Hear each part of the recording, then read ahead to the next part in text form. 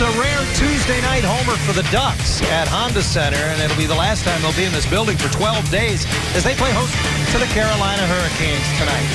A very good evening once again, everyone. Alongside Brian Hayward, I'm John Allers. Glad to have you along. The Ducks have only played 3 games in the last 12 days, Brian. They've only won one of them.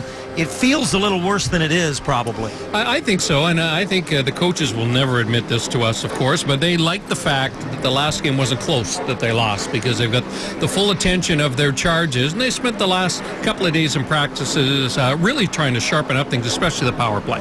Well, there are changes in the lineup tonight, and that brings us to tonight's Guts and Glory, is brought to you by Ram. Well, Matt Bolesky has been kind of flip-flopping around on a multitude of lines this year, but he has experience playing with Ryan Getzlaf and Corey Perry, and that's where he will start, at least, in tonight's game. And obviously, he brings a physical element. And how about our first look at Eric Brewer since early in December? And this is an important guy, I think. We don't really know what the Ducks have got in Eric Brewer. He's got a ton of experience. He really moves the puck well. And I never think it's a bad thing when you add a 6'4" defenseman into the lineup. Well, these teams haven't seen one another this season, but we do know one thing. They both have a couple of real big leaders, and that's the focus of tonight's Mercedes-Benz Star Watch. Eric Staal started the season playing center because his brother Jordan was injured. Now Jordan's back, so Eric's back on the wing, and he always seems to play great against the Ducks. And Ryan Getzlaf has been struggling to score goals as of late, and we know that typically the slumps don't last very long for him. Jordan Staal is back. The Carolina Hurricanes look like a different team with him in the lineup. He does so many of the little things exceptionally well. He's a big body. He can play the shutdown role at center. He can also be the guy that goes to the front of the net and sets up his teammate.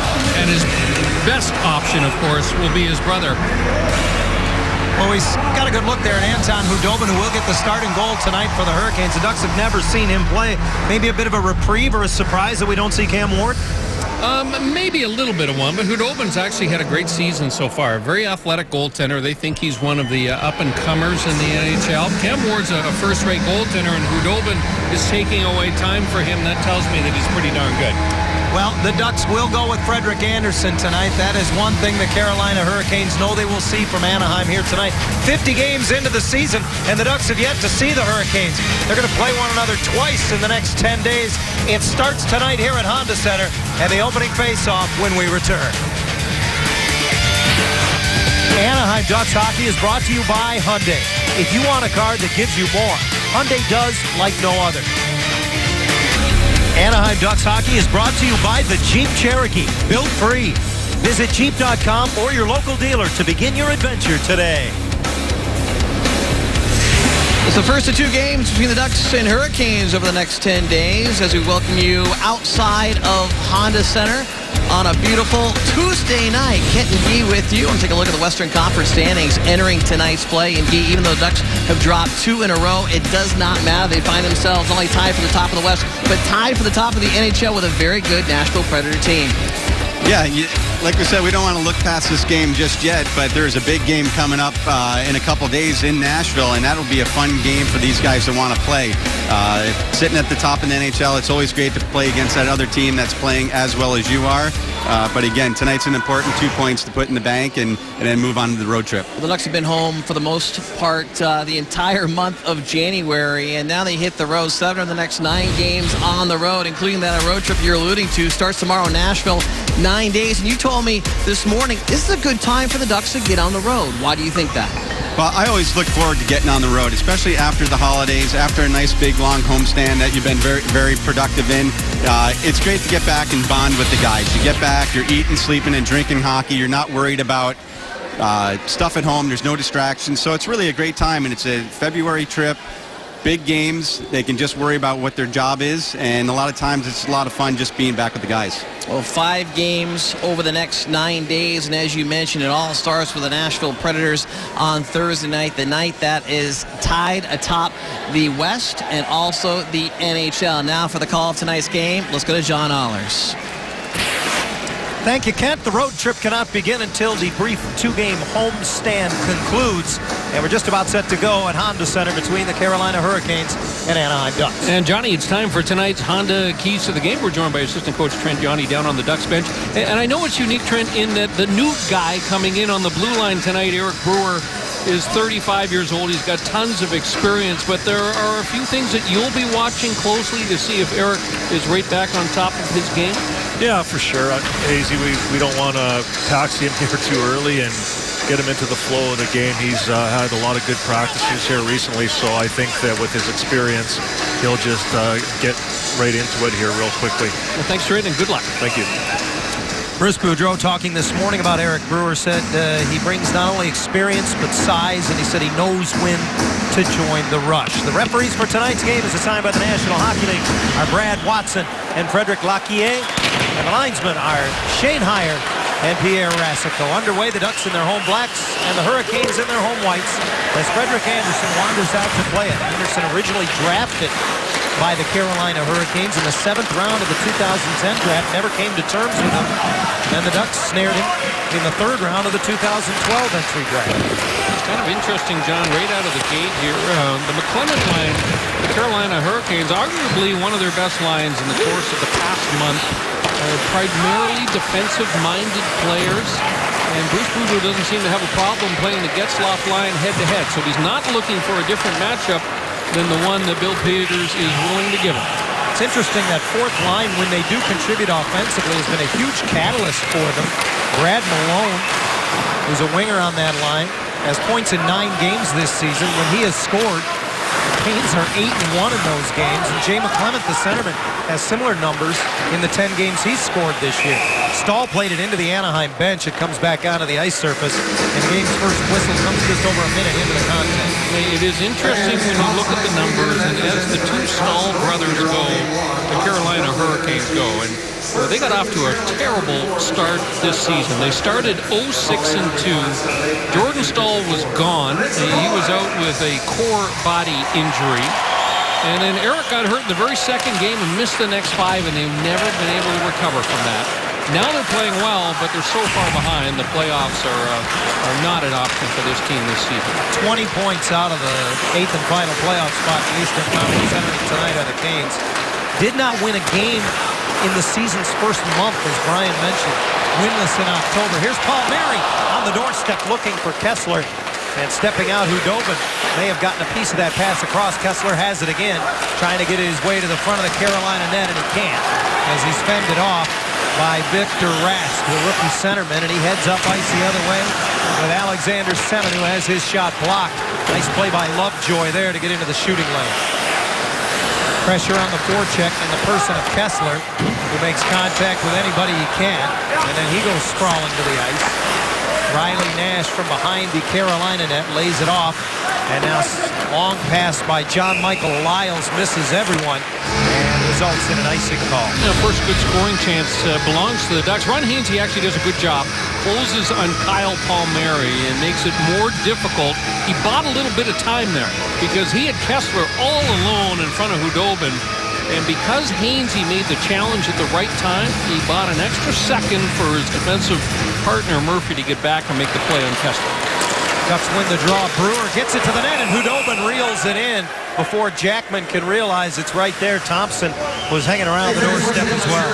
First touch on the puck for Eric Brewer. He's been spending a great deal of time preparing for this night, skating with assistant coach Scott Niedermayer. So he jokingly said to me the other day, conditioning's not going to be a factor, because if you have to skate with Scott Niedermayer as much as I've had to skate with Scott Niedermayer, I think my fitness level is right where it needs to be. You touched on it, John, that Bruce Boudreau mentioned the fact that he knows when to join the play. I don't think he'll be doing that a lot tonight when he's paired with Sammy Vatanen. Getzlaf unable to knock it down up the near boards, and here comes Eric Stahl, the leading scorer for the Canes this year. Has 16 goals and 30 points. Mentioned it in the pregame show, Carolina offensively challenged, second to last in the league in goals per game. And Perry spilled as he tries to get it to the Carolina goal. Back comes Andre Sekera. Leads it ahead on right wing. Shot off the wing is deflected. Comes around where Jordan Stahl keeps it in. It comes right in to the blue paint. And fending it off is Hampus Lindholm. Elias Lindholm, though, takes it back. A couple of Swedes named Lindholm in this game, and they shouldn't be allowed to be on the ice at the same time. Well, Elias Lindholm is another 20-year-old that the Canes have high hopes for. They think one day he's going to be a centerman. Right now he's playing on the wing where he doesn't have the kind of defensive responsibilities that is a burden that all centers must bear. Yeah, you pointed it out, Brian. Hampus is the older Lindholm tonight. The graybeard of 21 years just turned 21. In December, Elias Lindholm turned 20.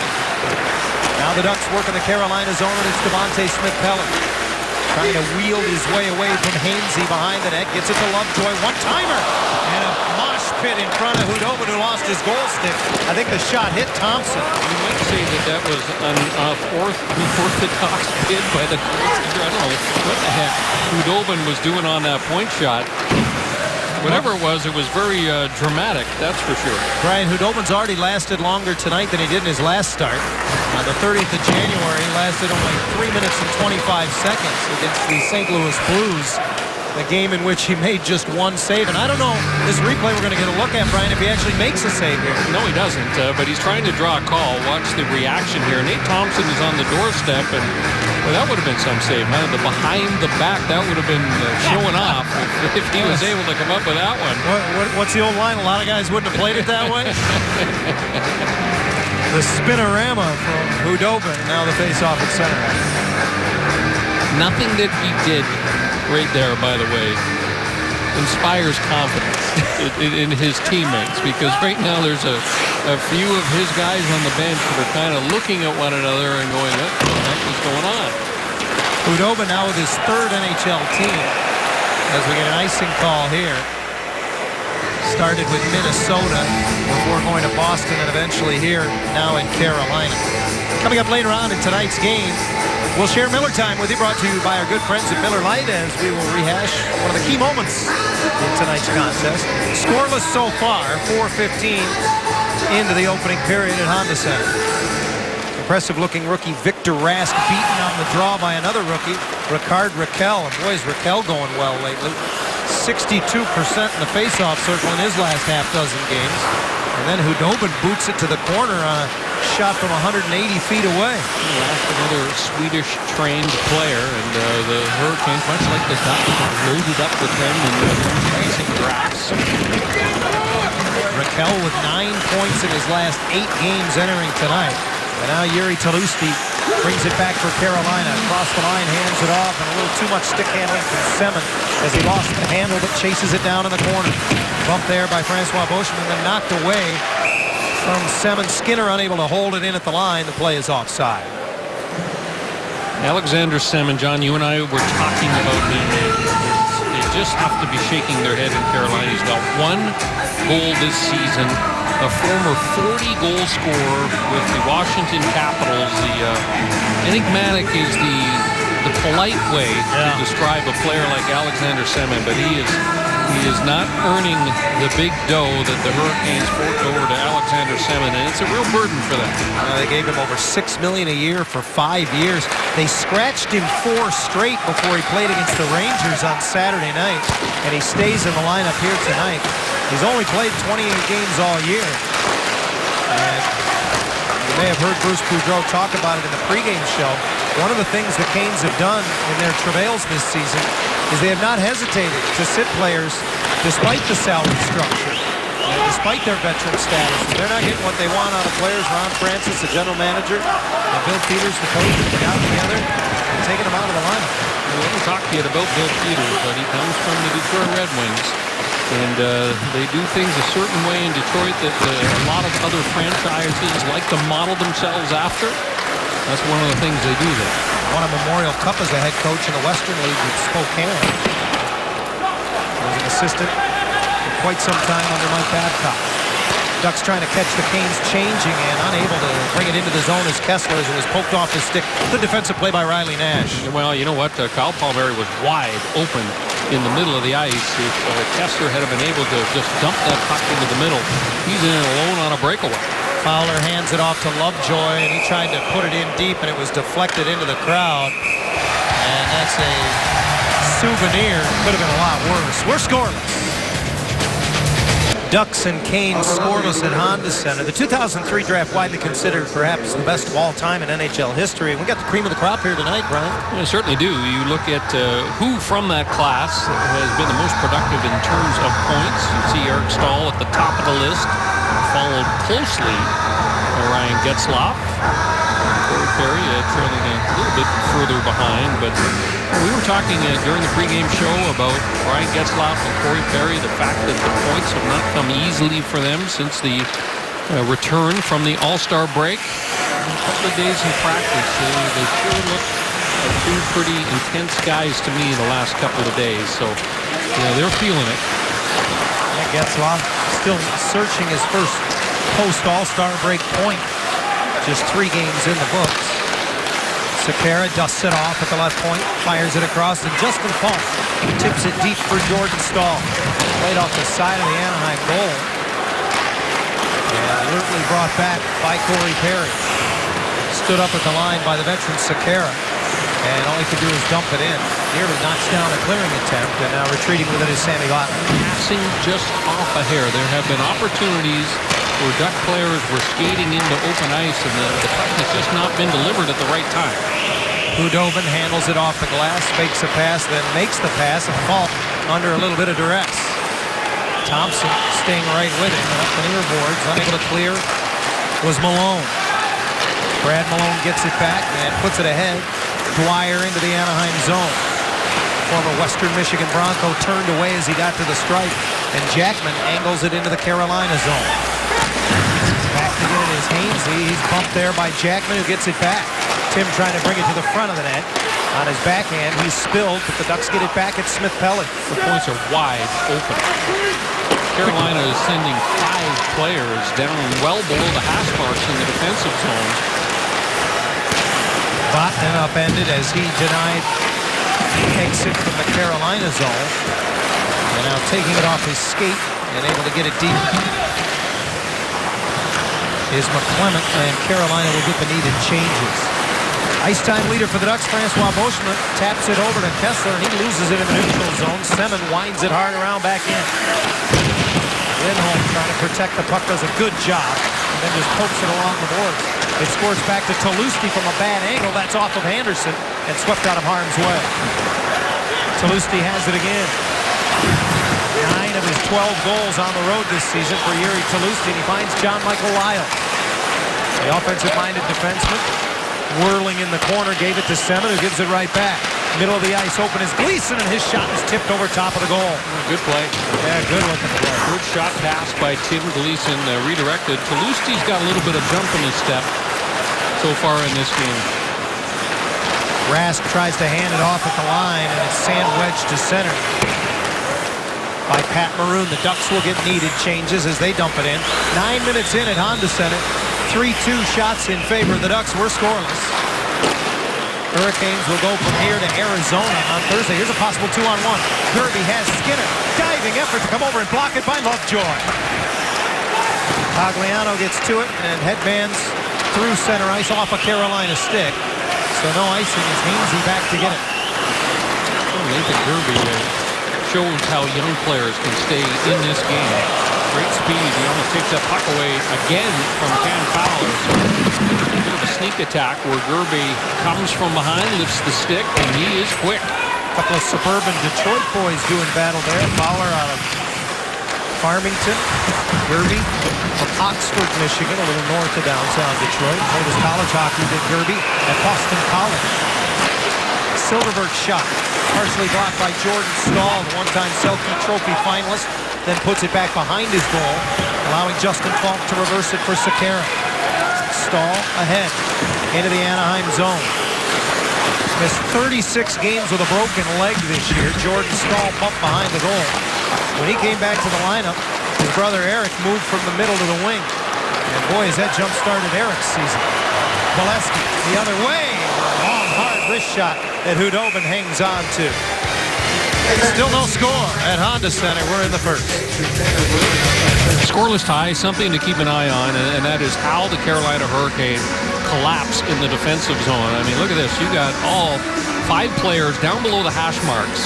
That means that the Ducks' points are wide open. So they're protecting against a big, strong team down low. And sometimes you've got to take what the opponent is giving you. And right now they're giving Anaheim the point shots. I want to show you how quick Nathan Gerbe is. Look at the way he turns inside of Cam Fowler. Creates almost a 2-on-1. Good defense there by Ben Lovejoy, who timed it perfectly. Came over and took away that shooting lane from Nathan Gerbe. Face off to the left of Hudobin in the Carolina zone, controlled by Anaheim. Lindholm did a good job along the blue line to keep it in. Falk tries to clear it, went off of Bolesky and then landed at his feet. Matt Bolesky angles it back. One-timer by Boschman is deflected to the corner. Perry trying to rim it back for Getzlaf, but stepping in front and taking it away was Justin Falk. Falk leads the Canes in ice time. That leads all defensemen in scoring for Carolina as well this year. Bolesky headmans to Perry, and he'll get it back into the Carolina zone while the Ducks change.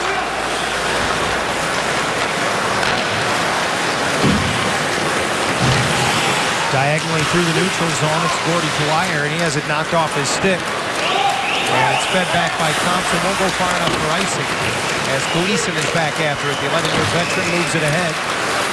Jay McClement puts it on the backhand, lifting it in behind the Anaheim goal. Anderson up on the glass, waiting as Hainsey to hold it in, however. Across for Lyles, whose bid is blocked out center ice by Tim Jackman.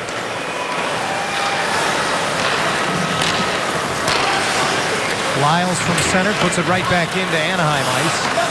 Fowler gets to it far corner. Holds for a moment, is clearing it deflected, and now he'll reverse it away. Lovejoy has to get on his horse. Curls it into the middle, and Kessler clears. Ron Hainsey, the native of Connecticut, retreats back into his own zone. Played a couple of years of college hockey at UMass Lowell. He's got it again. Ahead to Rask, who tips it in a little too far for Talusti, but the Ducks are going to be called for icing as Vatanen sends it all the way down. Tonight on Fox Sports Live, Jim Harbaugh is just weeks into his new job, but is he about to sign one of America's top prospects? Our insider is here with what you need to know about National Signing Day. Plus, Kentucky looks to continue a perfect season, and we'll bring you highlights from a dozen games in the NBA and NHL. Tonight on Fox Sports Live, only on Fox Sports 1. We were talking about the fact that Matt Bolesky's playing up at the top line. That means that Ryan Kessler has a new winger with Pat Maroon on the left side now. It gives that line a little bit of a different look. Talking to Coach Boudreau, he thought that the playmaking ability of Maroon could be a big factor on that line. Both Palmieri and Kessler are shooters, first and foremost. And Kessler shoots. Kicked away by Hudobin behind the net. Palmieri trying to find Maroon in front. He's broken up by Gleason. He's a physical one. And he knocks down Maroon. Gerbe had it swatted off his stick, though, as Brewer immediately activated when he saw the diminutive Gerbe come up with the puck. Gerbe listed at 5'5", and as we talked about in the pregame show, Brian, that might be hockey height. A lot of guys don't really live up to their listings. We sure hope Nathan Gerbe does at 5'5". I don't know. I think if you're 5'5", you're probably playing it straight at that point, because everyone's going to be skeptical, right? All I know is Marty St. Louis is listed at 5'8", and there is no chance. Vatanen behind the net, and around the boards, Brewer able to move it ahead. The foot race for the puck. Wow. Rickard Rakell would have and did get to the puck first, but Andre Sekera gets the benefit of the linesman's whistle. You know what? And the referee and the linesman went up and said, yeah, you may have been right on that one. Rickard Rakell, it's a tough call for the linesman. We talk about it, John, because they have to make the call the moment that the first player gets to the hash mark, whether it's the defending player or the attacking player. And it leaves a lot of opportunity, I think, for misreads by the linesman. Every time you bring in those subjective decisions made by the linesman, things can happen. And Anderson forced to make a save as the faceoff in the Anaheim zone. Ryan Murphy, former first-round draft pick from a couple of years ago, recently recalled from the American League, getting into the net. A nice softie for Freddie Anderson. Goaltenders love those. No traffic in front.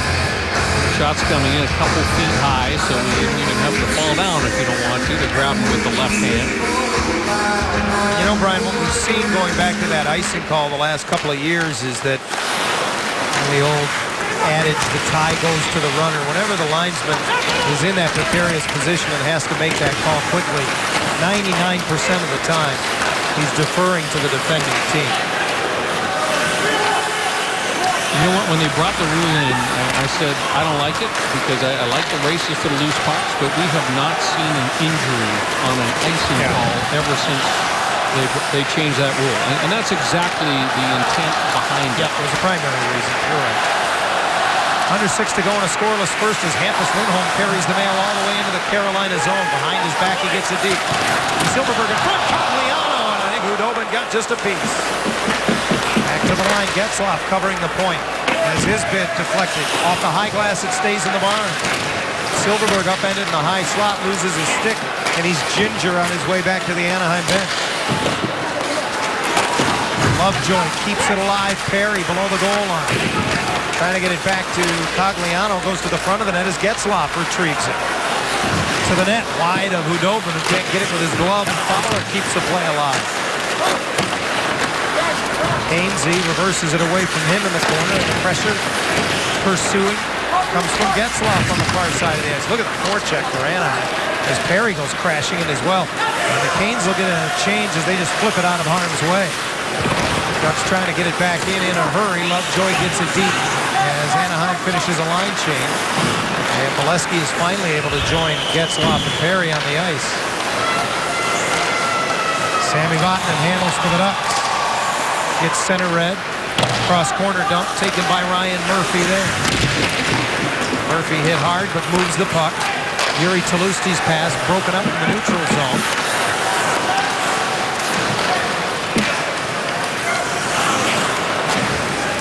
Jackman lays it off, gets it back, and now strides in on right wing. Got it to the net. Hudobin sticks it into the netting above the high glass.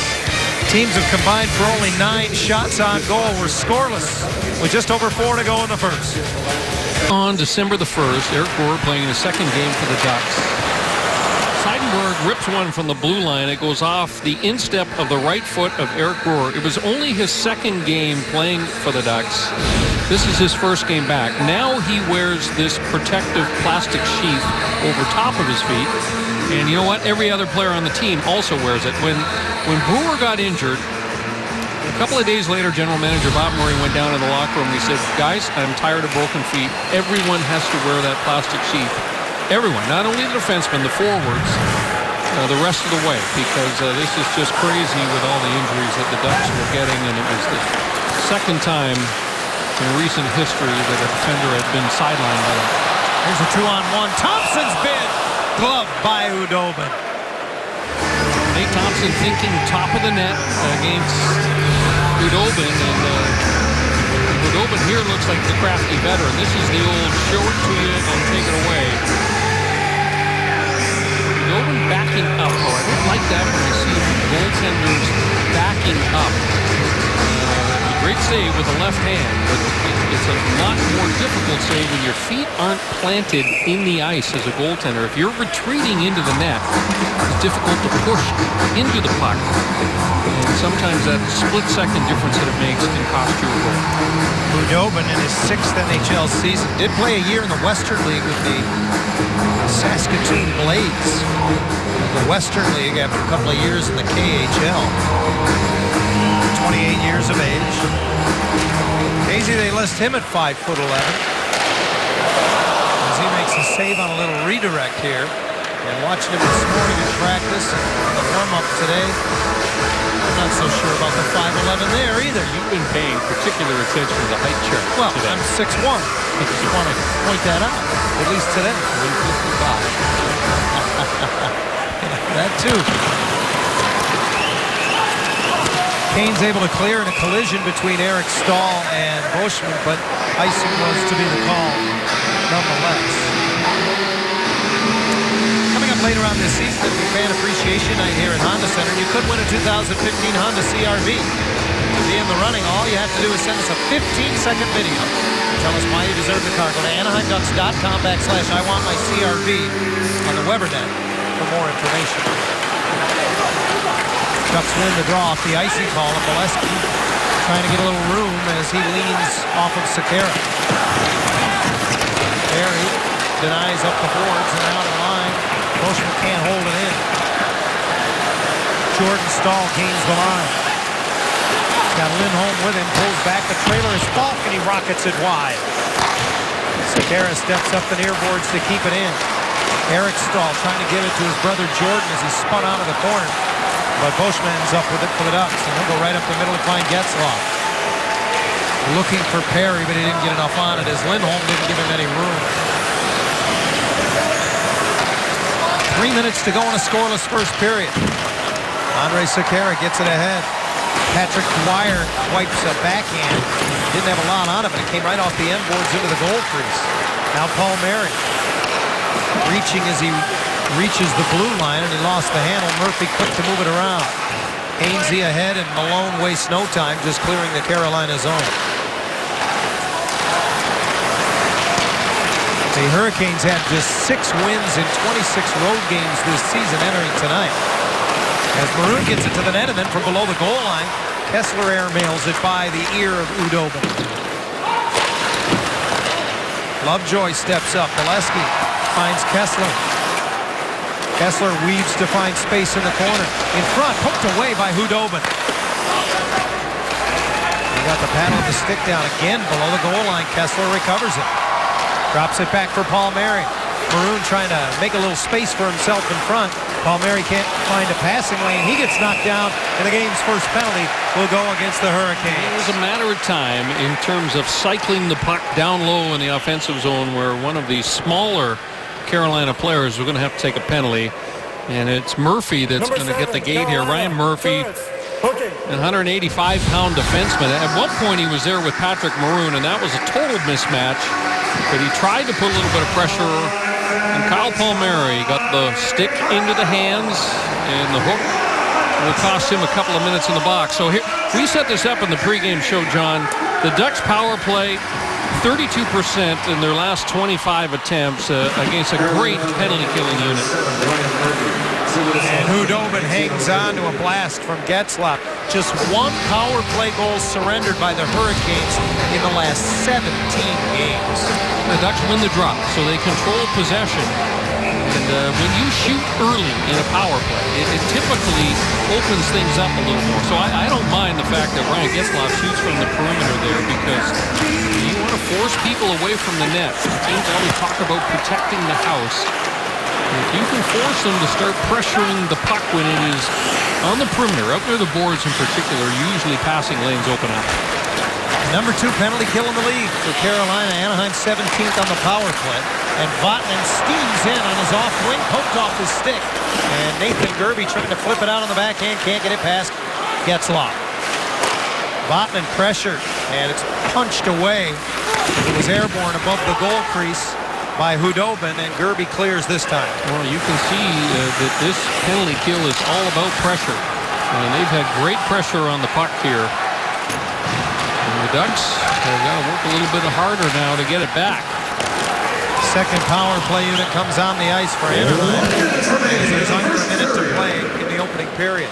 Hampus Lindholm chases behind the Anaheim goal. Lindholm 4 points in his last 6 games. Gives it to Rickard Rakell, the hottest Duck. Spins as he enters the zone and then misses Palmieri. Gleason taps it to the corner. In comes Rakell, but he can't recover it. It's off the stick of Boschman back to Anaheim zone. Talking with Brad Lauer, he talked a lot about his power play unit and winning battles for those 50-50 pucks. Right now, the Hurricanes are winning those battles, and that's why they're able to get clears. Palmieri skates by behind the net as the puck was there for him for a split second, and Hainsey comes up with it and angles it all the way down. Anderson stops it with just 15 seconds left in the period, and Riley Nash is pressured, forces him to make a rather awkward pass. Lindholm now has under 10 seconds in the period. Slides it over to Boschman. He's going to shoot from his own blue line. He will do so, and as Khudobin makes the save, the opening period comes to a close. Well, defensively, it was a gem for the Ducks. They only yield 3 shots in the opening period. They get a couple of cracks at Khudobin, But a couple of missed opportunities, I thought, John, on the rush where there were people jumping into holes and they just couldn't quite connect on the passes. But overall, certainly, if the primary objective was to clean up things in the defensive zone, they certainly accomplished that in the opening 20. Yeah, just 3 shots on goal for the Hurricanes in the opening period, but they survive it. We are where we began, scoreless. Anaheim Ducks hockey is brought to you by Honda, official vehicle of the National Hockey League. No score after 1 between the Canes and Ducks when the second period begins. Brian, Anaheim has 2 seconds left on a power play, but for all intents and purposes, the Canes have killed it off. You know, what we have learned about Carolina is that they play that swarming defense. They don't give you an awful lot of time to make decisions with the puck, and it seemed like no matter where the Ducks put the puck on the power play, there was always a Carolina player really forcing the issue. It made life tough, difficult in the opening power play. We're joined right now down on the Anaheim bench by assistant coach Brad Lauer. So, Brad, run me through what you do against a team that applies this much pressure on the penalty kill. The big thing for us, we call it the man in the middle. Obviously, the guy, we do a 1-3-1 setup, and the man in the middle really needs to have the support for a team that is aggressive, so we can pop it to him and relieve pressure and get into our set and look for our options from there. I appreciate the insights, and good luck, Brad. Thanks, guys. No time to set that man in the middle as only 2 seconds remains in the penalty to Ryan Murphy as the second period gets underway. You know, when you think about it, when you pass it into that person in the middle of the ice, the player that's applying pressure on the puck has to turn, locate where the puck is, and that split second that they lose sight of it creates an opportunity.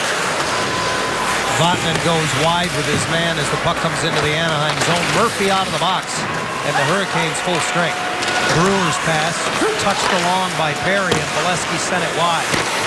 Brewer gets to it on the hash mark, down low. Perry tied up by Sekera. And now he recovers the puck in the corner, but somewhat fans on it.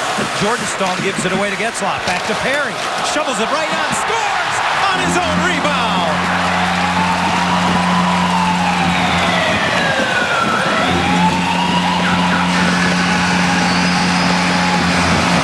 I think we all knew that they weren't going to be able to keep that tandem off the board for long. 20th goal of the season for Corey Perry.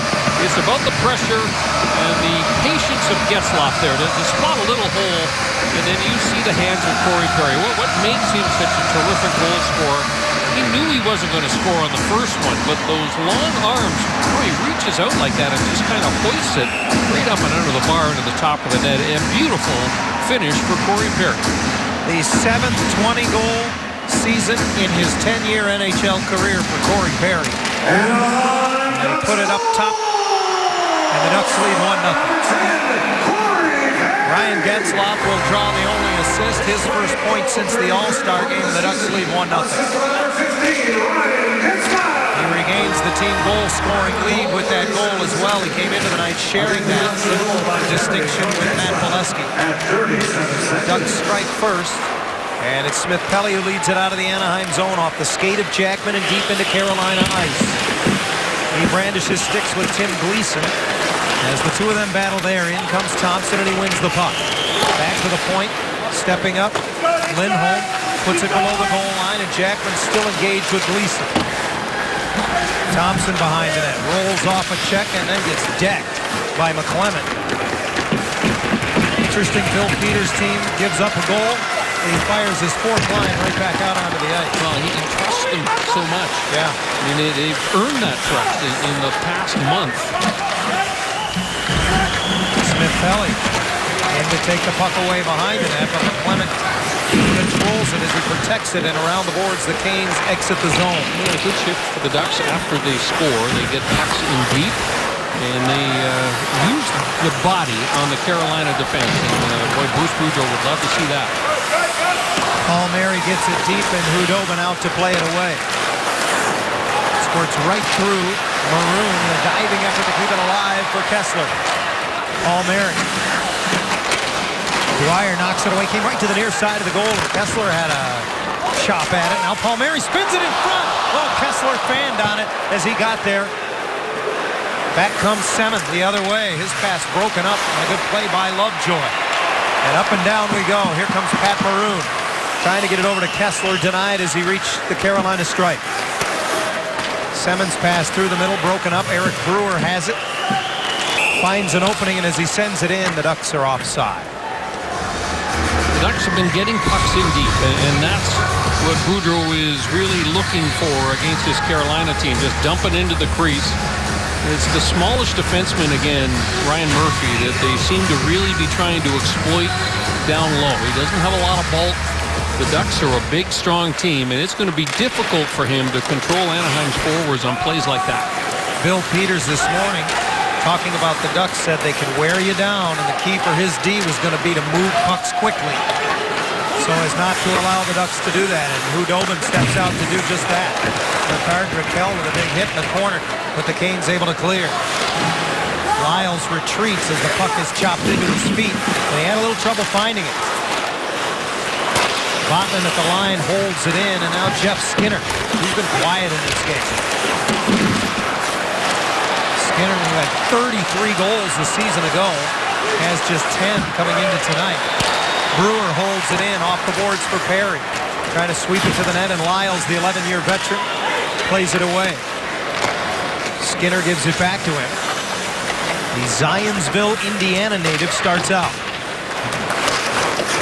A couple of years in the U.S. National Program in Ann Arbor, Michigan for Lyles. Now it's Eric Stoll. His shot wide on the short side. Lindholm ridden down along the near boards by Getzlaf. Eric Stahl gets it back. His shot off of Anderson. And then Sekera got it to the net. I think Carolina is going to be credited for a shot on goal. It'll be their first one in the last 10 minutes. Jordan Stahl in front trying to screen the shot. Hitting. He puts it behind the net to his brother Eric. Back to the line. Sekera walks it to the middle. He hit the crossbar. Anderson never saw it. Good shift for the Canes as Eric Stahl centers, and it's finally intercepted and brought back as Getzlaf leads it out to Bolesky. Ducks need changes, and Eric Stahl tips it to Jordan. Has Lindholm with him, but he can't handle the pass cleanly. Gets it to the net off the near boards. Frederik Andersen has only officially made 5 saves to this point. We're almost 5 minutes into the second period, and the puck off the skate of Bolesky and into the Anaheim bench. You know, the Hurricanes come close to tying this game up. The big line for them on the ice, if they use the point, look at Ryan Getzlaf. He goes for the save with the right arm and misses the puck. And in doing so, he also screens his goaltender. So a good break for the Ducks there as the Stahl brothers almost helped the team get on the board. Jordan Stahl centering that first line in his 3rd year of a 10-year contract. Came over a couple of years ago from Pittsburgh, was traded on his wedding day by the Penguins. But he probably considered it a gift, considering he gets to play with his brother. Got the 10-year contract. That wasn't bad either, was it? A wedding present? Glove save here on a bad angle shot from Frederik Andersen as McClement said, look what I found. We haven't talked about the fact that Frederik Andersen was originally a Carolina Hurricane draft. And that one was shot right into his glove. And the Hurricanes didn't sign him. He went back into the draft, and the Ducks grabbed him. And boy, are they ever glad that they did. Because he has turned into a #1 netminder here in Anaheim and has done nothing but really earn the trust of his teammates and coaching staff. Ducks win the draw, and Lovejoy's pass intended for Palmieri, but he was spun around as it got there, so no icing as Hudobin is out to play it. Game 2 before game roadie for the Hurricanes. We'll go to Arizona from here and then to San Jose.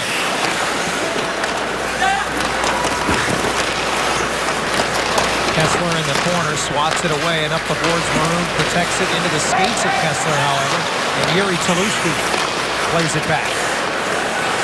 Sekera skates all the way along the blue line, now hands it off. Rask back to Sekera, and couldn't handle it clean. The Ducks break out the other way. Maroon goes rink wide to Palmieri. Back across at the far post, and Kessler couldn't get there in time. That was an opportunity on the rush. Could have been a 3-on-1 break. Here's Semin, and he can't stick handle through Sammy Botman, who dispatches him.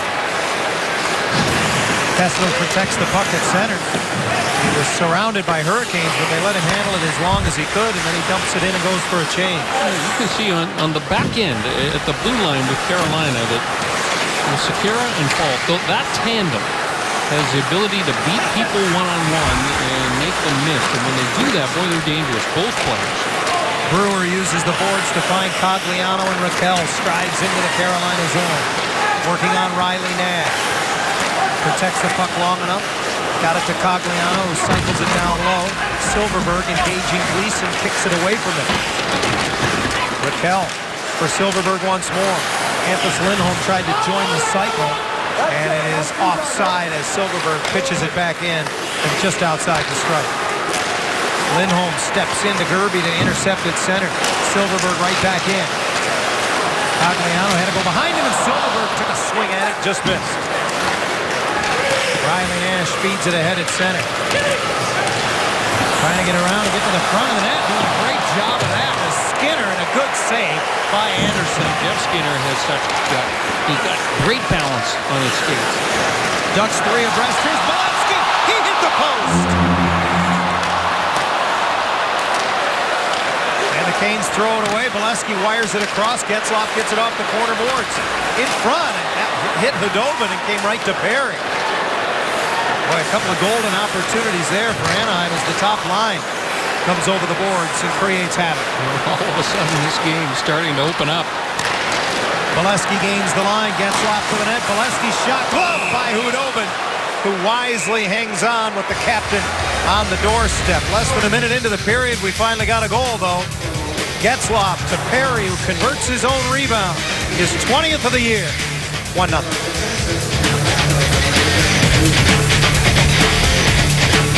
Well, Jeff Skinner won the Calder as the top rookie in the NHL back in 2011, and he is such a great skater. He was a competitive figure skater up until the age of 16, and he flashed the skating skills there. And then how about Mapleski? He had Hudobin top of that net.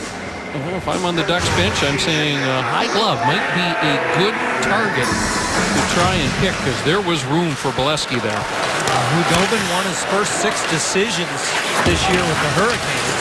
Since then, he's 0-8-2. As Thompson comes away with it below the goal line. Lovejoy over for Fowler. His shot tipped on the way, laid there for just a split second. Jackman couldn't get there, and Patrick Dwyer the other way. Murphy tries to join the rush. He stood up by Fowler. Lovejoy hit by Malone, but he rims it around. Squirted right to Fowler. Puts it back on the boards. Hurricanes recover. Malone's shot turned away calmly by Frederik Andersen.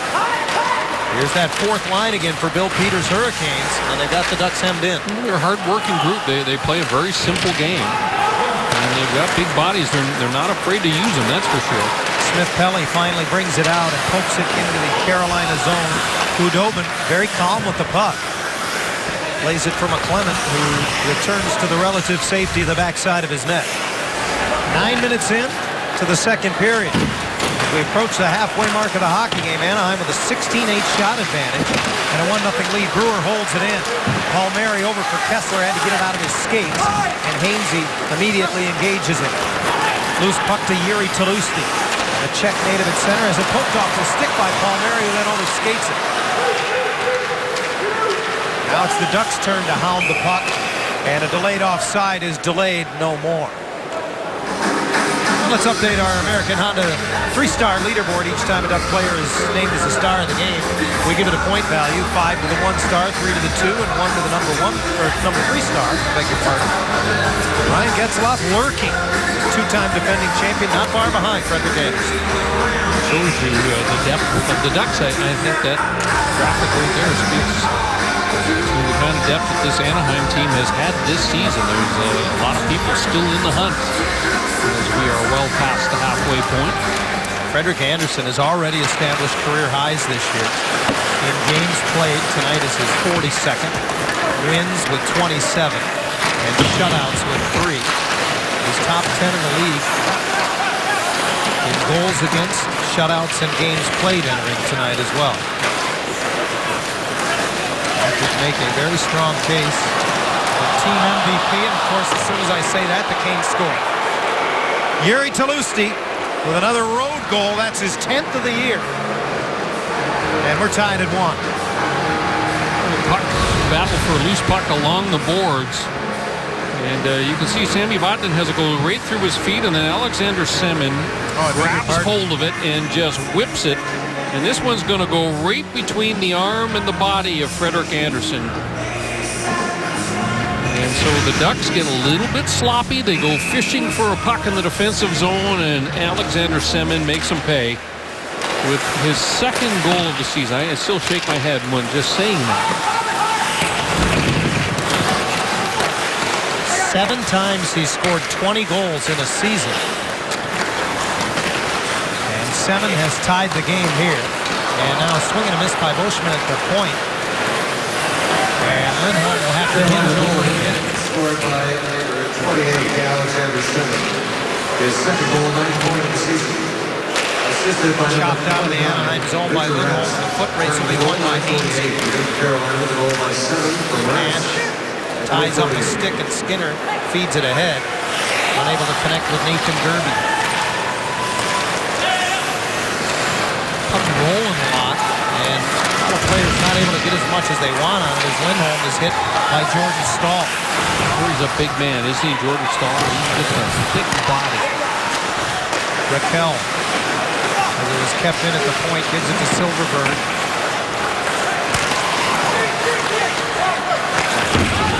Valesky unable to seal it off as it comes up the wall. Lovejoy on his off point. Backhands it in. Ducks keep it on. Home in front was Perry, but the pass a little too hot to handle.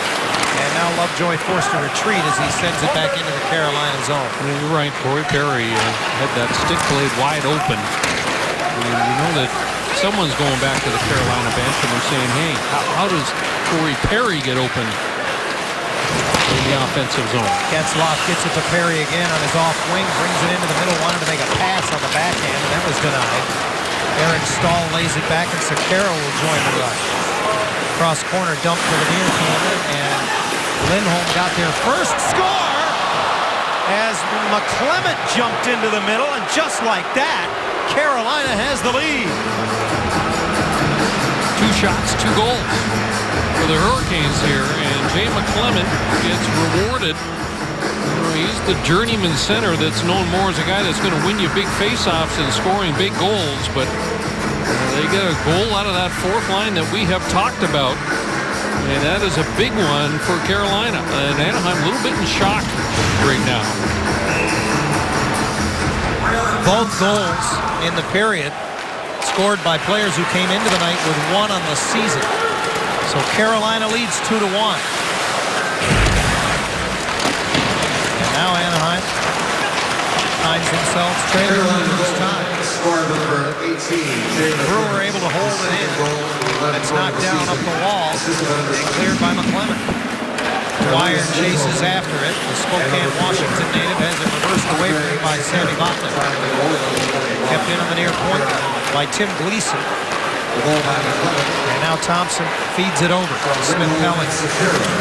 Trying to self-pass off the boards, but John Michael Lyles handled that one nicely. And around to Dwyer, who backhands it into the middle of the ice. 3 abreast of the Canes. Rask drives the net. It's off his stick. And wide as Lindholm stayed with it. Yeah, good job there by Campus Lindholm away from the puck. Putting that stick into the lane. Semin slides it across. Sekera back to Justin Falk. That's blocked out of the zone. Nice play by Kessler. And here come the Ducks in a hurry. Penalty coming up for the Hurricanes. Maroon blasts it. Big rebound. And now the penalty called as the Hurricanes touch up. Ducks will have the power play when we return. They need it. Suddenly down a goal. Yuri Tlusty sits in the box. The Canes get 1 minor penalty called against them for holding. They actually could have had a couple on the very same play. Watch Justin Falk. He grabs a hold right there of Kyle Palmieri. There's no call on that play. Here's the call on Tlusty. Then just make sure that Palmieri doesn't get involved in the play. So he'll sit for the next 2 minutes. The Ducks now looking to try and change momentum. Keep an eye and see if they use that middle of the ice like Brad Lauer was talking about to try and relieve the pressure. So Anaheim went for one on the power play, and they won the draw, but Riley Nash took it away, and Gerby scampers in and drives it over top of the goal. Getzlaf picks it off the near side wall. Now it's Fowler. He's forced to dump it in. Wow. Leeson almost out of control as he comes crashing over to the near boards. Puck bouncing all over the place, and here come the Canes 2-on-1 shorthanded. Gerby and Nash. Nathan Gerby poked off his stick, and a good defensive play by Fowler. And now perhaps the Ducks with numbers if they hurry. Maroon pitches it in to the near boards, ridden off the puck by Justin Falk, but Perry got it back. Lindholm couldn't handle it, just tipping it to the corner. And Andre Sekera has time to clear. The speed of the Hurricanes has the Ducks playing a little bit conservatively on the power play. You want to outnumber pucks when there is any kind of those 50-50 pucks available, but I think Anaheim's been caught a little bit flat-footed. They've given up a couple of rushes here in the second period, and it's affected them. Brian, you talked about the aggression of the Carolina penalty kill in the defensive zone. They're aggressive in the neutral zone as well in receiving the rush from their opponent's power play. Well, when you look at them with players like Gerby and Nash and Skinner, there's not a lot of bulk there. There is a tremendous amount of speed. So if you can get control, and you're going to be able to control the puck along the boards, but their defense as well, very aggressive at standing up and protecting the field. Khudobin tried to play it. He waited too long. And the Ducks have it again. Hampus Lindholm walks the line, takes a wrist shot. Tipped in by Kessler.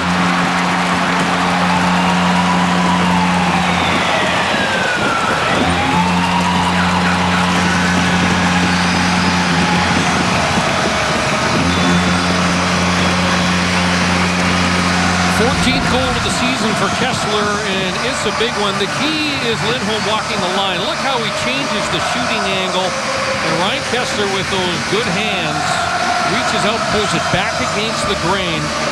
Lindholm head up, Kessler off the shaft of the stick, the pad of the goaltender. And it has enough momentum to just trickle over the line. So it's the second power play unit once again on a very simple play that comes through and keeps the power play productive again.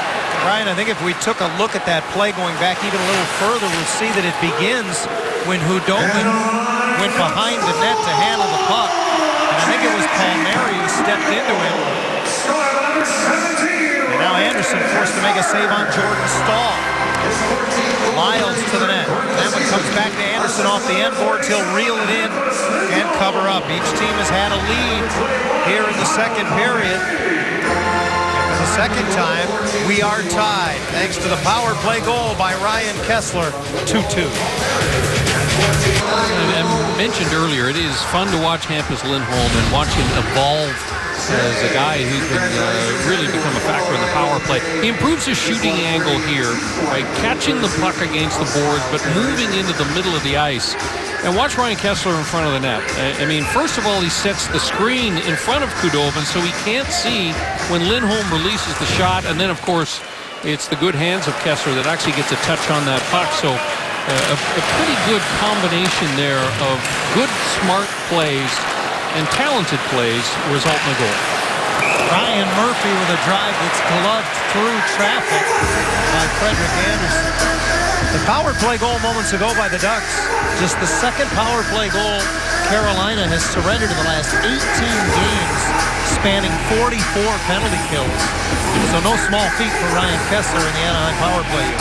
I'll say this about Jordan Staal, though. The more that I watch him in this game, you always wonder, there was a fractured right fibula that he was coming back from, this collision with Josh Georges of the Buffalo Sabres that sent him to the sidelines. But it certainly has not affected his skating. I mean, he has really looked powerful. Valesky into the middle of the ice, pitches it in out of the reach of Khudobin. And Andre Sekera moves it up the boards. Talusti forced to pitchfork it back and Falk under pressure. Quickly moves it away. Anaheim has been able to get in on the forecheck on this undersized Carolina D. You see him making as quick plays as they can with it. Now Anaheim loses it, and Victor Rask had it taken back from him by foul. Zelensky crisscrossing with Getzlaf. And now Getzlaf trying to get inside on Semin. Down goes he and Cogliano. Silverberg lays it off. Oshman's shot into the middle, glove down by Getzlaf, who rips it just wide. Cogliano has it again. Off the bench, it's Vatanen driving the right boards and behind the goal. Sami Vatanen on his forehand. Now tripped up and hard into the boards. Compliments of Jiri Tlusty. Tlusty is heading right back from whence he came. And watch Sami Vatanen. Watch him stick out the left leg and protect that puck. You know, the legs get wider, and it makes it difficult for a player to get a touch on the puck. And eventually, when the skate goes onto the back of the right skate, he essentially sneak-foots Vatanen with the stick leg, and Tlusty sits again. The Hurricanes are the least penalized team in the league. This is Anaheim's third power play chance of the night. They're 1 for 2 as Hainsey ices. That's part of the reason I think why their penalty kill is so good. We talk about the pressure that they apply. If you only have to kill 2 a night, you have a little bit more energy left in the tank to apply that pressure. Clement reverses it. It was intercepted by Raquel, but his quick pass to the slot doesn't find anyone in a black sweater. Minute and a half left in the penalty to Tlusty. Just over 3 to go second period. Tied at 2. All the scoring in this game has come in the second period. Here's Nathan Gerbe. Short-handed, forced wide, and Anderson will hang on. At that time, the pass from Hampus Lindholm was not a good one. He threw it right into the feet of his teammate, and that's why Gerbe was able to go the other way. And you can see Lindholm a little bit mad with himself as he heads back to the Anaheim bench. Everything was there. I mean, the breakout, everyone was in their lanes, everyone was in the right spot. But if you don't execute the pass, everything just stalls. Oh, at 5'5", you just saw Nathan Gerbe. You wouldn't think he'd be on the penalty kill, but he has created a good bit of havoc for Anaheim's power play with his speed on this short-handed unit. Still a minute 15 left in the penalty to Tlusty as Vatanen forced to lay it back. Getzlaf up the wing, and Perry off the boards goes around Sekera and then loses his footing, and he's on top of the puck. Now up to one knee, and it's pitched around by Maroon. Foul into the hash mark, back behind the net. The return feed to the point, covered by Getzlaf. Across to Vatanen. Sammy fumbles it for a moment. Tip shot, saved by Hudobin. Loose rebound. Boy, Fowler crashed the net, so did Maroon. Again to the point, Getzlaf walks it to the middle. Fires, and a stick save by Hudobin. Yeah, I think Corey Perry got a little touch on that puck, too. I think you're right. A good second effort here by the Ducks power play. They get some puck recoveries, and they get additional chances. Anderson stretches it to Getzlaf, right back into the zone. Maroon and he do a little two-man game on the left side. Perry steps out off the goal line. To the line, Vatanen looks up, hard wrist shot, tipped to the rebound. Hacked wide by Getzlaf, who got the initial tip. Perry knocks it down, but his pass to Vatanen is into neutral ice. Anaheim getting the rebounds. And you have to give some credit to Hudobin here, who's managed to fight off a couple of short rebounds on this power play sequence. Out of the box, Tlusty, the Canes full strength. Anaheim 1 for 3 on the power play tonight. Behind the net, Hainsey tied up, couldn't get to it. Ducks recover, but Thompson unable to track it down near corner. Elias Lindholm the other way for Carolina. Chops it in deep. Stahl broke his own stick trying to hack Boschman. And he finds his defense partner Lindholm. His pass is off the glove of Hainsey. Recovered by Silverberg, who drops it back. Thompson got it to the net. Outstepped Hudobin to kick it away. Boy, the pace picking up here in the latter stages of the second period.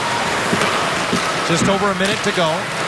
Tied at 2. Hampus Lindholm into the Carolina zone. Leaves it for Silverberg around the boards. Cogliano. Hip check from Rask. Loosens the puck up. There to support is Kessler. Under a minute to go in the second period. Kessler has one of the 2 Anaheim goals tonight. He and Cogliano trying to keep it deep. Victor Rask Stepped into, and a diving effort by Kessler. Knocked it loose, but Skinner is there. Back from the Canes, and Murphy lobs it in. Lovejoy with half a minute to go in the period around the boards. Off the stick of Smith-Pelly out center ice. John Michael Lyles lifts it back in and aggressively out to stop it before it can take a strange bounce on him was Frederick Anderson. Fowler uses the glass ahead at center. Bolesky given no room by Tim Gleason. Fowler retreats into his own ice, loses it to Malone, and he rattles the high glass. Boy, I have been impressed with Malone. We heard about this fourth line, John, but they get a goal from McClellan. Flyers had an opportunity. Malone there with a good bid. Offside call comes as the horn sounds, bringing an end to a rather at times frantic second period. A little bit shocking, I think. The Ducks are going to go back into their locker room and say, what the heck just happened here? Because they have had a sizable edge in play, and yet Carolina has been opportunistic. A couple of turnovers that they were able to exploit and actually take the lead in this game. So this is all about settling down, going back in and getting back to getting pucks in deep. Bruce Boudreau, by the way, has started to shuffle his lines and move his personnel around a little bit. Both teams had a lead in the second. Nobody leads after two. Anaheim Ducks hockey is brought to you by Honda, official vehicle of the National Hockey League. Well, it's a 20-minute hockey game at Honda Center as we get set to begin the third period of play. Tied at 2, the Carolina Hurricanes and Anaheim Ducks. Time for our Hyundai game summary. Corey Perry has yet another 20-goal season. He got the scoring started in this one. Semin and McClement just over 2 minutes apart, each with their second of the year, and a nifty power play goal by Ryan Kessler. That's how we are where we are, knotted at 2 after 2. And the Ducks have had the only 3 power plays in this game, and so you know that Coach Boudreau has warned his players. You keep your sticks on the ice and you keep the legs moving at all times. Don't give the referees an opportunity. Call a penalty. Underway in the third period. Anaheim, when tied after 2, you can see it at the top of your screen, 5-0-4. But back comes Jordan Staal, and he tries to slide it over. Getzlaf's going to take a penalty here. As he checked his man into the net. That was Eric Staal. We got at least one penalty coming here. The captain going to the box. Is Matt Bolesky going as well? I believe so. Yeah. Wow. That didn't take long. 17 seconds. Minor penalties called against each Anaheim player. The Ducks were caught on the 2-on-1, and on the back check, you can see Getzlaf is going to try and lift the stick. He trips up Eric Staal. And Bolesky gets called for hooking Jordan Staal. I completely agree with the Bolesky call. The Getzlaf one I'm not so sure about, but the critical moment in the hockey game, 5-on-3, full 2 minutes to work with here. Usually this is pretty much automatic. It requires a number of outstanding stops from your goaltender in order to survive a 5-on-3, a full 2 minute 5-on-3. Brad Watson over at the Anaheim bench delivering the bad news to Bruce Boudreau and the faceoff to the left of Anderson. Here are the penalties for the Ducks, number 39. Interference is the call on Getzlaf, the hook on Bolesky. And here's Justin Falk. He has 4 power play goals on the year. He slides it over to Victor Rask. Rask, the rookie, trying to set up Falk for the one-time. Rask will take it. It's a little friendly fire. They hit Jordan Staal in front. Lindholm works it back out. Rask missed the net. This one will come around the boards, and Falk able to rescue the puck and hold it in. In front, Jordan Staal goes backhand, and Anderson with a big save. There's one. That's one. Staal all alone in front of the net. He's going to make a quick move here to the backhand and try and go up and under the bar. And the key for Anderson is that he tries to get as close as he can. The Staal bag is stick on the ice. He wanted it. Good stop by the Anaheim goaltender. It's a good read. 32 seconds gone in the 2-man advantage. And a big face-off win here. And Vatanen muscles it out of his own. Boy, Nate Thompson has done a wonderful job in a supporting role, winning key draws in defensive zone so far this season. In the last 2 games, Brian, he's 15 of 18 in the face-off circle. Remarkable numbers. Canes gain the zone again, and around it comes. Lindholm hands it off. Rask will trade sides with Falk. Eric Stahl back to Falk. Big save by the right pad of Anderson. And the rebound, Jordan Stahl had a poke at. That's two. Under a minute now to go in the 5-on-3 as the Ducks get fresh penalty killers. Falk lays it off in the neutral zone. Eric Stahl with speed. Drops it off. Lindholm, middle of the ice. Falk back to Lindholm.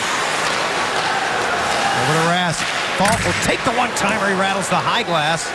And it goes to the far side of the ice. Rask gets it back. Falk will try again. Blocker saved by Anderson. And a puck battle won by the Ducks. Smith-Pelly clears. You know, that last shot, you will give up all night long on the 5-on-3. Anderson able to see it cleanly, and it comes almost from the blue line. So you're not even pushing the defensive team inside to the top of the circle. Under 10 seconds in the power play. Sekera. And a swing and a miss by Semin as he tried to set him up for the one-timer. Boschman drags it along. The penalties are over. Out of the box, Getzlaf, and they try to get a home run pass to him. Now tipped ahead by Kessler to Bolesky. Bolesky backhander, and that was broken up by Semin, and around the boards the Canes will clear. Well, what a great job by the penalty killers, and Frederik Andersen does what he has to do. Anderson comes out and plays it away from the forecheck. Bolesky gets it deep. So loose puck to the side of the net. Hudobin gives it up. Perry gloved it down and nearly got it on net. Vatanen holds it in. High shot, just missed Bolesky and whistled by the ear hole of Corey Perry as well. Brewer retreats into his own ice to play. Getzlaf careful up the wall. Bolesky nudges it for Vatanen with speed into the Carolina zone. Sammy Vatanen tries to get to the front of there. Hudobin nearly gave it to Perry. Getzlaf whistles it over top of the goal, and Brewer activates up the wall. Oh, he ran into the referee. They both go down awkwardly. Anaheim starting to activate their defense here. We've seen Vatanen up on the play, Brewer up on the play. Boy, it was Brewer and Brad Watson. We got tangled in the corner, and they're both back up. No worse for wear, so it would appear, and that's the good news. Dwyer lifts it into the Anaheim zone. 3.5 into the third, tied at 2. A 2-minute, two-man advantage for naught for Carolina. And Anaheim still all square. Ricard Raquel pushes it into the zone. Falk got inside on him. Up the boards it comes. Fowler into the middle of the ice. Look out. Intercepted, and here comes Malone. Partial break. And Fowler catches him from behind, but he's going to take a penalty. And it's a penalty shot. Oh, boy. Well, Brian, I didn't think it would take the entire period, but 4 minutes and 1 second. 3 penalties on the Ducks. You know, it's the right call. He is in alone. There was separation between he and Cam Fowler. Fowler got a little casual on that cross-ice pass, and that's why Malone was in alone. So here we go with an opportunity to take the lead. Penalty shot for Brad Malone. A left-hand shot. Out comes Anderson. Score! Good shot. Malone picks his corner. And watch where this puck goes. About a foot off the ice on the glove hand side. Just underneath the catching glove and over the left leg of the netminder Frederik Andersen. What a crazy game this has turned out to be. 3 straight games with points for Malone, who is lighting it up of late. As you can see there, his 5th of the season. The nephew of Greg Malone, who played for years with the Pittsburgh Penguins, has given Carolina their second lead of the night. It's 3-2. His 5th goal and 8th of the season. Well, Carolina gets a 2-minute, two-man advantage and a penalty shot in the first 4:01 of the third period. They have the lead again. Thompson behind the net with Boschman. It's up on the boards and swatted away, but not out by Hampus Lindholm.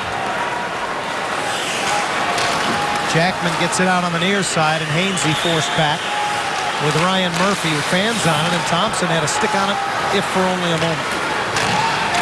Ducks changing, and that opens the ice, but Stahl can't take it off his skate. Swept in by Maroon, and out comes Hudobin to swing it around. Palmieri trying to get it in front. Jordan Stahl intercepts that. Former Pittsburgh Penguin into the Anaheim zone. 9-year veteran bumped off the puck by Eric Brewer. Kessler has it in his skates. Eric Stahl digs it free. Gets to the front of the net. A save by Anderson. Rebound, score! Eric Stahl. This is what the Stalls can do to you. Two big, powerful bodies, and they win a puck battle along the boards. And Eric brings it to the net. The rebound comes out, and Jordan just whips it into the top of the net. See a little bit of rush there from Eric Brewer as he gets caught on the wrong side of Eric Stahl. And he takes that puck immediately into the crease, and that's what you want from power forwards. You think that you've got just a half-step edge on your defender. Take that puck right to the goal crease. Great instincts by him. 2 goals a minute 9 apart. They scored twice in 2 minutes and 17 seconds in the second period. Wow. Hurricanes very dangerous with the puck in front of their own net, but they live to talk about it. They're going to get chances. You know this. Here's the concern for Bruce Boudreau. The Ducks have started to play an open style of game again. It's not what he wants. Falk's long drive is gobbled up by Anderson. Boudreau has talked about this to his team, losing to Chicago and San Jose, that if you try and open it up, Anaheim is not built to be a team that can open it up and be successful. And right off the start of this third period, we saw Anaheim defensemen wandering all the way up into the offensive zone around the goal line, and I can pretty much guarantee you that it is not what they were asked to do in between periods. Sekera gets it to the net off the stick of Riley Nash over top of the net. And a renewed confidence for this Carolina team. 7-3-2 in their last 12 entering tonight's game. Not to be taken lightly, but they lead 4-2. Biggest lead of the night for either team as Cogliano storms in. Chopped off his stick by Andre Sekera. Ricard Raquel unable to get to it as Riley Nash got a shoulder inside on him. Canes turn it over. Silverberg high in the zone. Takes it below the goal line, trying to center for Cogliano. That was blocked. Raquel behind the net, trying to get away from Nash. Cogliano to the front of the goal. Raquel hooks it back, and Cogliano's stick was tied up by Justin Falk. Swept back to the point, being covered by Silverberg. His cross-ice pass picked off by Nathan Gerby. Gerby turns on the Jets, then hits the brakes, realizing the mates are changing behind the play. Was looking for Skinner behind the net, but it was knifed away. Long way to go, 13 and some change left at Honda Center, but the Carolina Hurricanes trying to snap a 3-game losing streak in this building, lead 4-2. Here's Palmieri, and that missed on the short side and high. Yeah, he was thinking top glove. I mean, they've beaten them up there already in this game. There's a tough shooting angle there for Kyle Palmieri. Canes able to work it out. And it's chopped off the stick of Alexander Semin. He has one of the 4 goals tonight for the Hurricanes. The goal by Jordan Stahl moments ago, his second of the year, as was the case in the second period for both McLennan and Semin. Here's Maroon trying to bring it to the middle on his backhand and rolls off his stick. Talusti chases at center and comes up with it. Give and go, bounces back and bounces away from Talusti as he was dispatched by Brewer. Long shot from the line, handled by the stick of Anderson, and he covers the loose change. But Carolina, once again with a quick strike ability, they're up 2. All rights to this broadcast are reserved, and any rebroadcast, recording, retransmission, telecommunication to the public, or other unauthorized use of this broadcast without the express written permission of the Anaheim Ducks is prohibited. Third period at Honda Center, Carolina 4, and the Ducks 2. 12-12 to go in regulation. When we are completed here, it's Ducks Live, brought to you by Mazda. Good look at Bill Peters. He's got to be loving where his team has worked himself to at this point in the game. We've talked about the fact that early in the season, the 2 Stahl brothers were both injured. We have a coach who's bringing in a new system. They become much more of a possession team with Peters as the coach than they were with Kurt Muller, who was a bit more fond of the dump and chase than Bill Peters, for example. A new system to learn. Here's Bolesky, and he has it stripped from behind by Jordan Stahl. The Canes are second in the league in takeaways, and they just took one away right there. Bolesky stepped into by Sekera, and as a result doesn't get much on that. Getzlaf retrieves it, and his centering pass intended for Perry, and then Malone runs hard into Lovejoy as the Canes ice the puck, and the faceoff will come all the way back. Good pressure from the Anaheim big line, and Ben Lovejoy is going to come down here. He knows he's got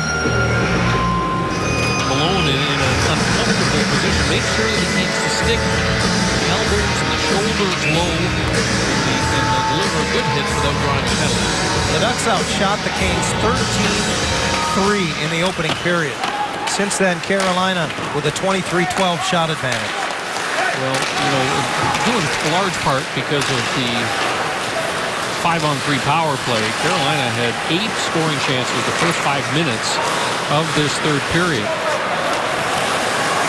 They've only had 7 through the first 2 periods total, so they have turned it on here, and the Ducks have helped them out a little bit. Raquel hoists it in and bumps with Hainsey. Silverberg supports, and Raquel comes away with it. Open is the point. Wrist shot by Fowler, blocked by McClement. He runs it down and angles it out. Back in comes Silverberg. He drops it to Lovejoy. Back to Silverberg. We got a 2. Tipped in by Smith-Pelly.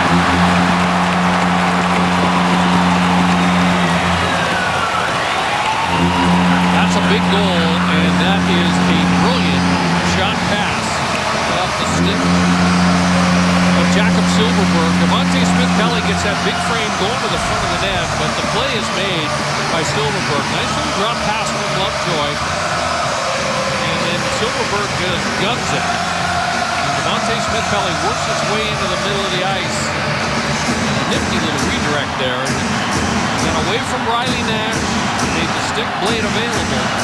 And no chance for Verdovin on that redirect. First goal in 21 games for Devontae Smith-Pelly, his 5th of the year, and it's a 1-goal game. Over 10 minutes to play. Anaheim chases into the Carolina zone again. Silverberg and Lovejoy will draw the assists. And it's 4-3. Here's Skinner, chopped away by Brewer. Eric Brewer goes after it and shovels it around the board. Eric, 50-50 puck. Gleason beat it too. It's cleared up by Botman. Loose at center. Cogliano can't get a handle on it. Botman does. Got it into the Carolina zone, only to have it pitched back quickly, and Skinner wants to change as he pitchforks it in. Just past the halfway mark of the third. The Ducks trail 4-3. The building has life. And here's Kessler. Perry drives the net, and his pass is behind him. Boschma steps up, and unable to hold the zone was Bolesky as he got to it just as it came across the strike. Home run pass is deflected off a Carolina stick, so Hudobin will play it. As over 16,000 begin the chant of "Let's go Ducks" at Honda Center. The puck played off the glass and out of play, and that'll give everyone a moment to catch their breath. Devontae Smith-Pelly with his 5th of the year, and all of a sudden it's a 1-goal game. Well, we promised it to you earlier, so it's time to deliver Miller time. At 4:01 of the third period, Cam Fowler called for the penalty here that would result in a penalty shot for Brad Malone, and the New Brunswick native by way of the University of North Dakota gave Carolina the lead, a lead they still hold. Now 4-3, that made it 3-2. It did not look like a 4-goal scorer as he bore in on Frederik Andersen. Made his decision early and executed a great shot. False draws. Getzlaf has trouble getting his stick out of the skate of Jordan Stahl. Fans were upset because it went right to Francois Boschma in the high slot. Now Jordan Stahl wins the draw. Anaheim had won nearly 2/3 of the faceoffs after 2 periods of play. And unable to reach and keep it in was Getzlaf. 3-on-2 of the Canes. Jordan Stahl had it knocked off his stick. And finally swatted away by Boschma. Held in by Sekera. Eric Stahl shot blocked by Francois Boschma. And chopped out by Maroon. Here's Perry. possible 2-on-1. Getzlaf joins it. He shoots and he missed the net. He knew exactly what he wanted to do. He wanted to go high glove all the way. Just missed a shot. Maroon gets it back. To him again. Getzlaf in the spot. Forced to go backhand. That one's blocked. Perry took a stick up high. Getzlaf gets it back. Storms the slot. Tries to make a pass. Knocked away from Perry by Sekera. Stumbling Lindholm fails to clear. Kicked up by Perry. And again, the Canes don't get it out as Lindholm steps into a passing lane. Hampus to the corner. Flanked by 2 Carolina Hurricanes, and Eric Stahl whips it across.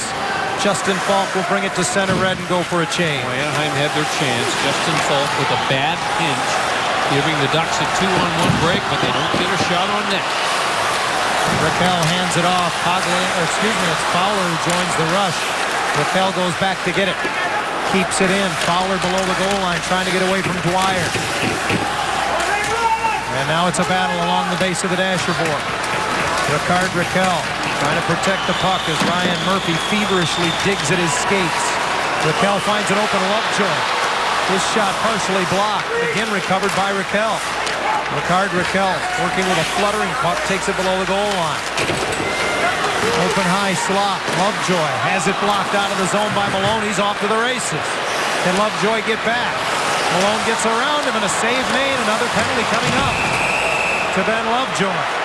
Holding will be the call. And no separation this time, and so Lovejoy will sit, and that's good news for Carolina.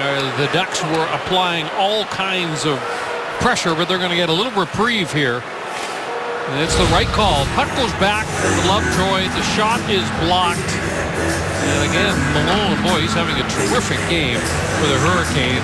One hand on the stick, Lovejoy on the wrong side of Brad Malone. And he puts the grab on him. Big penalty kill for Anaheim with just 7:17 remaining in the game. Hurricanes are 0 for 2 as they had a 2-man advantage for 2 minutes earlier in the third period. Off the draw.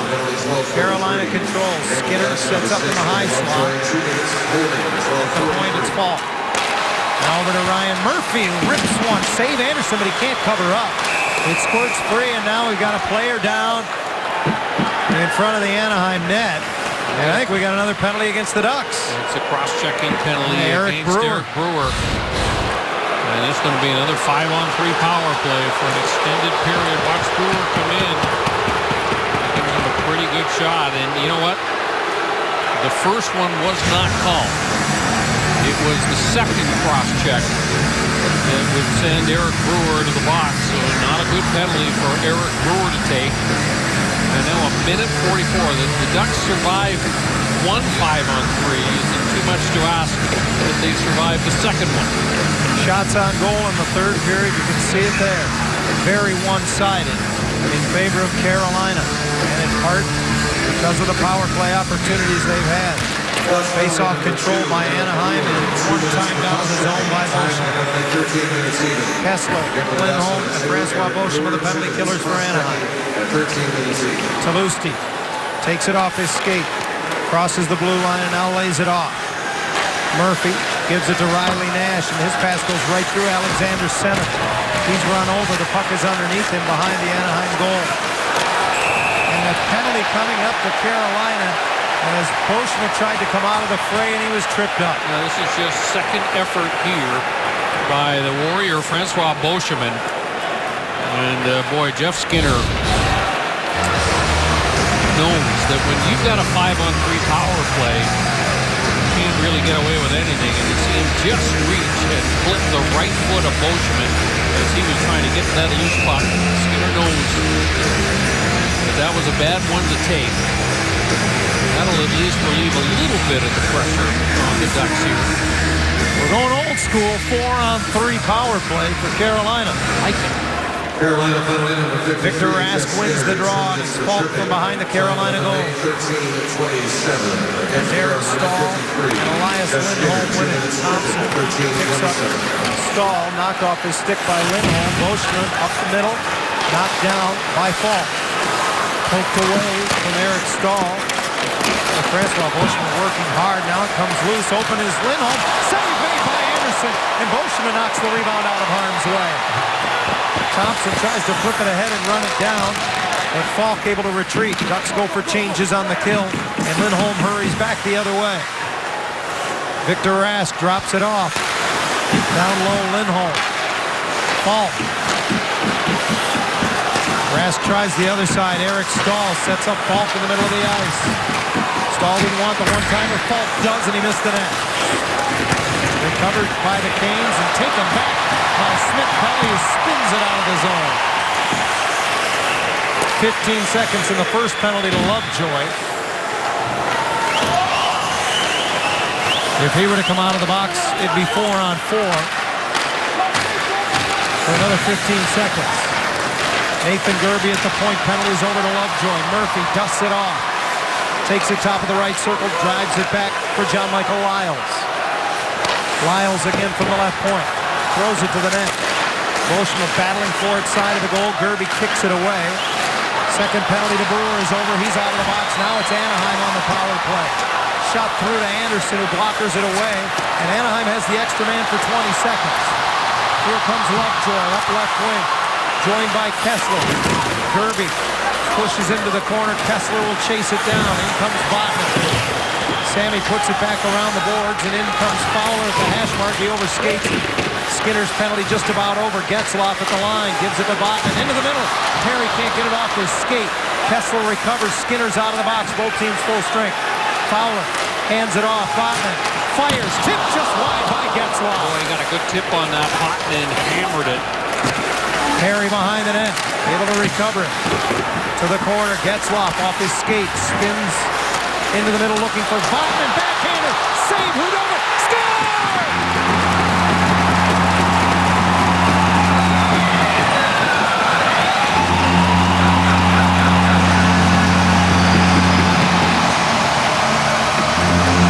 Unbelievable. I mean, they survived 2 5-on-3s and just send bodies to the front of the net. Look at Kessler. Gerby is no way he's going to be able to control Kessler. And Sammy Botman drives the center lane, and look at Corey Perry with those magical hands of his. He just has a knack for getting a stick blade on everything. Getzlaf and Botman will draw the assists at 15:52, and the Ducks have erased a 2-goal deficit in the third. It's 4-4.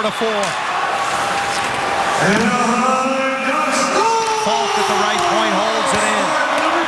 Under 4 to play in the game. Sekera doesn't have a shooting lead. Plays it off the end boards, but Clement hit the referee as he tried to cycle it along. Boschman up the boards. And away come the Ducks as Thompson picks it up into the Carolina zone. He goes. Sekera lines him up, but Thompson got to the puck, still has it. Open at the point. Hampus Lindholm, no shooting angle for him, so he throws it deep off the end board. Thompson again. Plays it along the wall. Salusti trying to turn away from Lindholm, who pinched up the wall, and now Malone back the other way as the Ducks change. He's on his own as he angles it into the Anaheim zone, but he'll get to it. Kessler keeping him to the outside. Boschman behind the net, can't get to it. Brad Malone has it again. The former Colorado Avalanche keeps it alive up the wall, open at the point. Lyles' shot blocked to the corner by Boschman. I'll tell you what, Francois Boschman has been sensational in this game tonight. He's been terrific in this third period.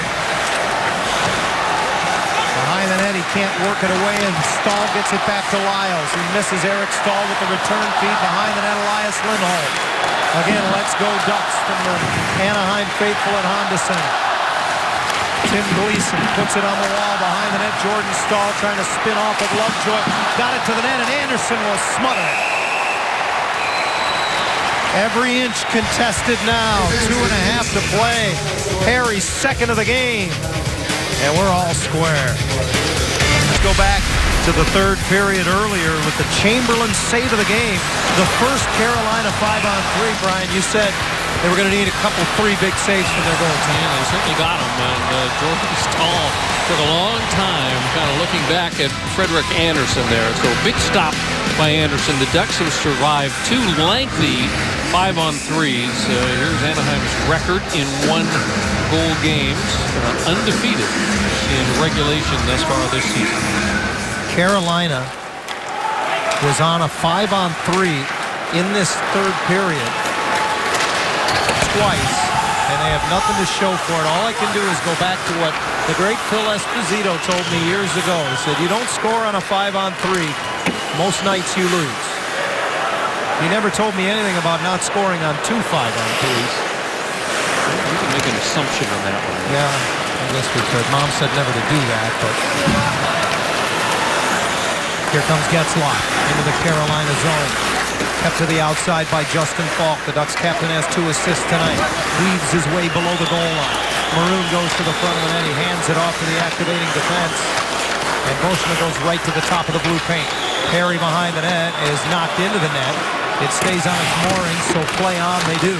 $1:40 to go in the game. Perry from behind the net trying to walk in front, and Falk intercepts it and uses the glass to clear. Down to 90 seconds in regulation as Anaheim moves it up the middle. Cogliano wipes it ahead. Thompson gets it into the Carolina zone. Murphy uses the net to shield the puck away from Silverberg. Cogliano steals it. Bad angle shot. Khudobin spits a rebound into the middle, and the Canes clear it out of harm's way. That was a fat rebound. Khudobin not really square to the Cogliano shot. Rebound in a bad spot. A minute to play as Khudobin plays it to the corner again, gives it to Cogliano, trying to curl it in front to Silverberg, but that's intercepted. Under a minute to play in regulation as Fowler reaches back into his own zone to get it.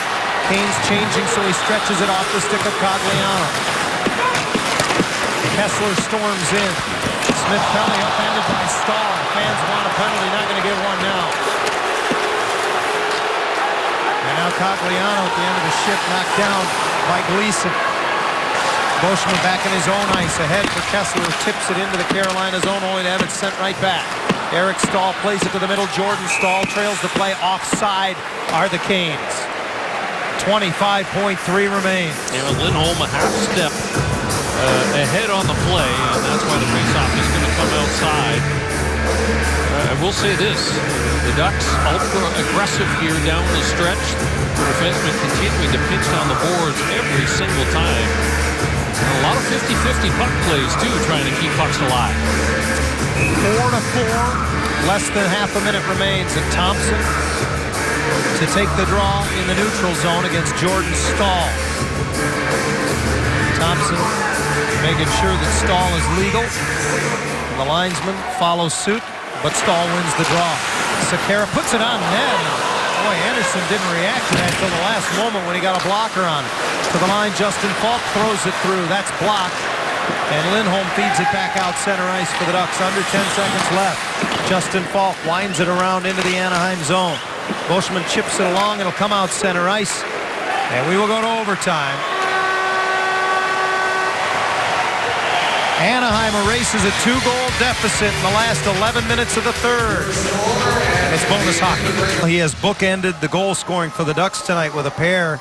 Our Land Rover player of the game is Corey Perry, and the Carolina Hurricanes are glad they don't see more of the Ducks and Corey Perry. He has 7 goals in his last 5 games. You go back to last season in the 2 games against Carolina, he actually scored 3 times. This is my favorite reaction after a goal, by the way. And then tonight, you know, different kinds of goals for Corey Perry from in tight. I mean, the great hands. Hoist chip that backhander up top. And then under pressure, surrounded by players. That puck tight into his feet. He still manages to shovel it and get enough on it to feed it past Khudobin. Numbers 20 and 21 this season. He already has 3 hat tricks this year. And if he really wants to finish being the hero tonight, he would make it 4. 8 hat tricks since the 10-11 season for Corey Perry. Leads all players in the NHL. Steve Stamkos has 7. He and Sammy Vatanen each with half a dozen shots on goal in this game, and we are underway in overtime. The Ducks 4-2 in the 5-minute extra session. The Hurricanes just 1-1. The 18th overtime game of the year for the Ducks. And Falk trying to get it into the middle, has it denied. Of course, it's 4-on-4, and the team switch ends. Sekera's pass broken up by Lindholm, who leads it the other way. Here is Perry into the Carolina zone to the middle. Backhander, Khudobin makes the save. What a move. I mean, he goes inside of Falk and tries to hoist the backhander and almost makes it happen. Anderson careful to play it away. Boschma up the boards to Getzlaf. The Ducks captain gains the line. Lindholm drives the net back to Perry. Finds an opening. Back for Getzlaf. He scores! What a pass!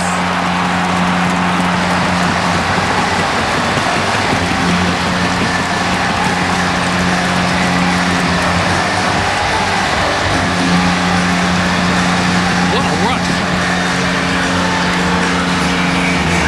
You think those two know where the other guy is on the ice at all times? I'm going to say yes. What a great rush up the ice. And Corey Perry with that reach of his. Watch Getzlaf. He's going to give it up, and then he's going to slide back into the middle of the ice. Pivot, make the stick available, and Corey Perry puts it right in the wheelhouse. Hampus Lindholm does the right thing. He drives to the net. It distracts the defense of the Carolina Hurricanes.